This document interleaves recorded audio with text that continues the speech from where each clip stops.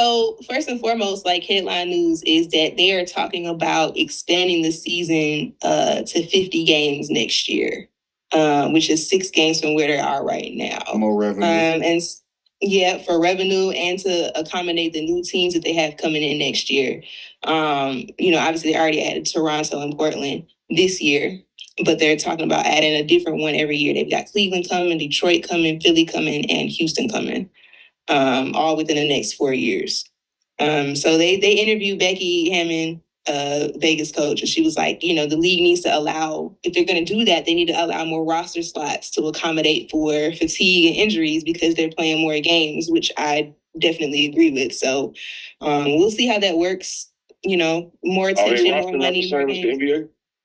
No, okay. Not as expensive. No, obviously they have a different level of cap space. So yeah, but they have a certain number of roster slots, and so they would have to increase that in order to get more, to allow for more games. So I agree with that. But question I got for you.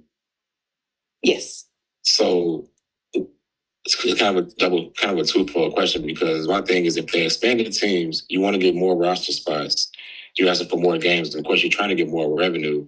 But with you paying higher salaries right now, and y'all always in the WNBA always being in the red as far as profit, I was going to say that. What's the chances of them? Are y'all doing too much? Is basically my question, because it seemed like if you expanding, yeah.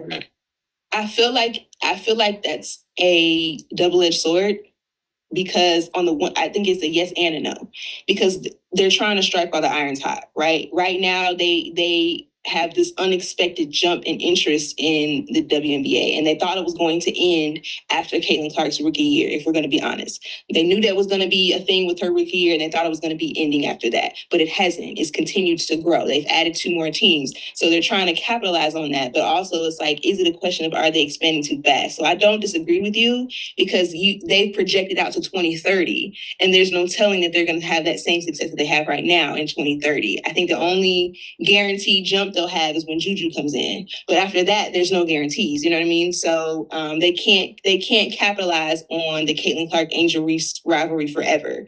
That has a time. Everything has a time limit in this day and age. So I think it's a we'll see. As far as expanding the games, I think they're already in a tight window because of when they start and when they end. Yeah. So, that's pushing it. My question is where they're going to put those 6 games at. Are they going to have back-to-back games? They're going to have to figure it out. I don't know where they're going to put that, because the season is already tight as it is. So do I agree? Not really, but we'll see. That's the best answer I can give you. Well, the revenue. Yeah. But at the expense of what? Is it a temporary plan for a long-term solution? Like you add the 6 games now, but can you sustain that? And that's the question. On top of that, like she said, if you added more roster spots, that's more you got to pay out. Exactly. With the expectation for you get more revenue, but we don't really know if you're gonna have more revenue down the line. Exactly. Because this is all a gamble at this point. We're betting that it's going to continue to grow, but you don't know that. But do you think adding 6 games in is going to make a big difference? Because you already know they're going to look at numbers. Like, what type of sense do you make with the numbers? Is this going to get us to the finish line where we're trying to get to and get out of the red? And that's what I'm saying. I think it's a bit early to do that, to expand the season. Because like I said, you already are in a tight window competing for attention, because you have the NBA finals that start in the beginning of your season. And, don't forget that most of the rosters aren't even full starting the season, because you have to worry about the international people who are playing overseas during the summer. And then you have to compete with baseball, right? And you have to compete with the World Cup this year. Yeah. And then in 2 years, you're going to have to compete with the Olympics. And half the rosters are going to be gone playing the Olympics. So I think it's a bit early to make that kind of gamble.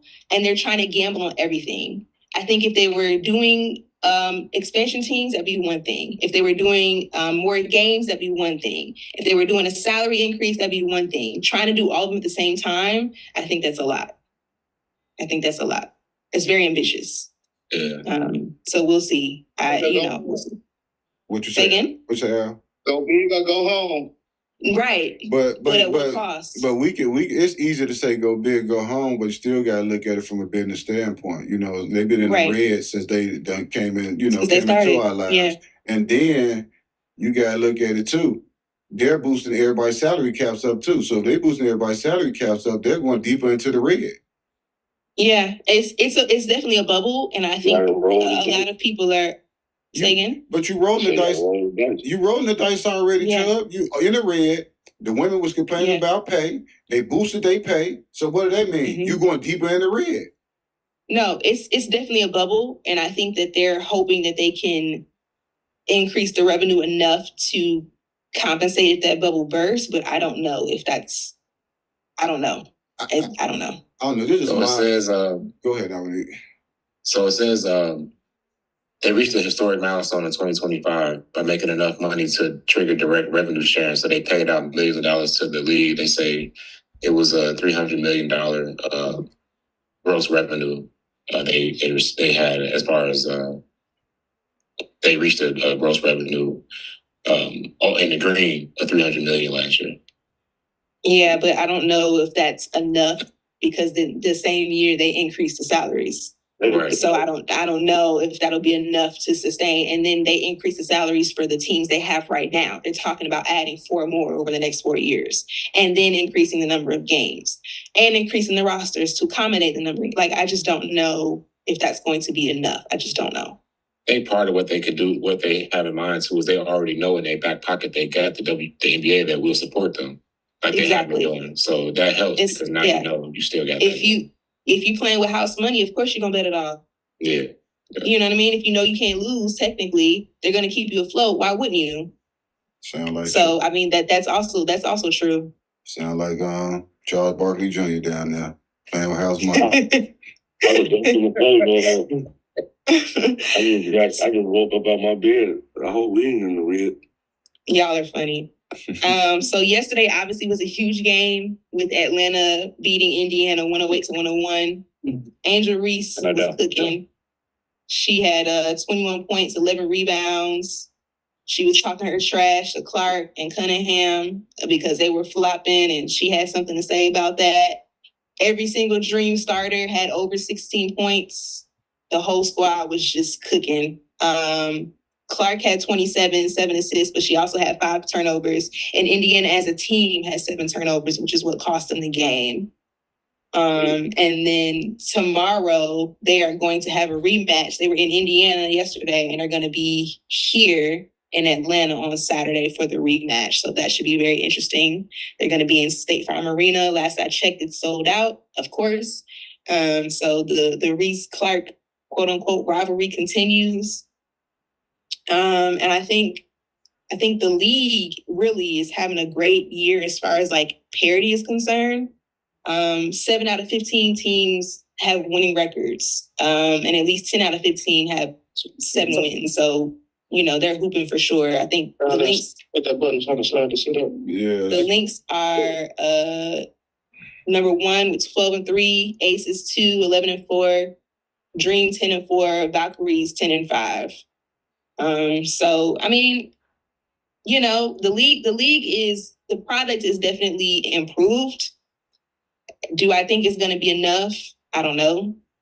But the game is definitely more interesting to watch, and the teams are a lot better than they used to be. So I will give them that credit. A lot of the people they've drafted and come up from the ranks are definitely a lot better than it used to be.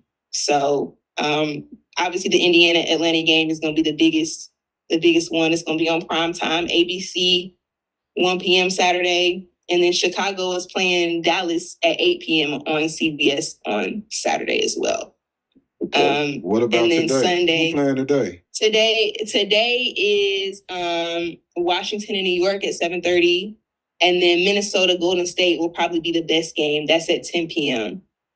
And then Sunday, the biggest game is going to be Golden State and Vegas, which is at 4 p.m. on CBS. So it's some decent games this weekend. Yeah, they do need to probably add some more games to the season because WNBA only played 1 game. Yeah, but that's because they have 3 every day this weekend. 3 on Friday, Saturday, and Sunday. So, they're making up for it. So, I mean, there's only 15 games in the league right now. I mean, 15 teams in the league right now. Yeah. So, you know, there's only so many things they can put on the schedule, you know? So. Exactly. I didn't know it was 15 teams. So yeah, there's only 15 teams. So, that's when the damn All-Star weekend for baseball kick in. Right. So it's only 15 teams, and that's including the 2 that they added this year. So it was 13 last year, and then they're talking about adding only 1 every year. So that's what I mean with, you know, if they're going to increase the schedule and you only have 15, 16 teams, how are you going to accommodate them all and get them all airtime and pay the, like, it's a very ambitious thing. And, you know, like I said, my opinion, I think they're doing a lot too early, but what do I know? So that's all from my corner of the WNBA. I like the buzz that they be getting. No, they generate a lot of buzz. They do well on social media. They have the sponsors. They have the TV contracts.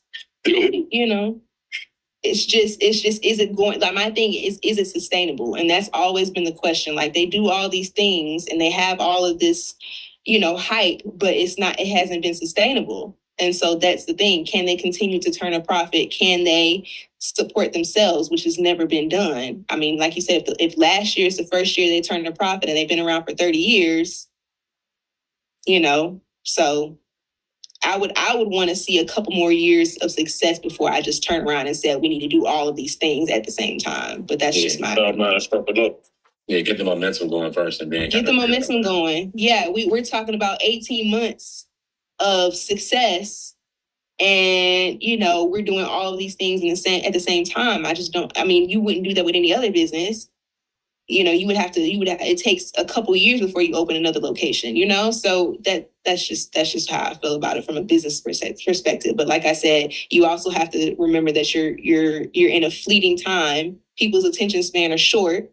And so you want to try to get it all in at the same time. So, yeah. All right. Well, that's the WNBA.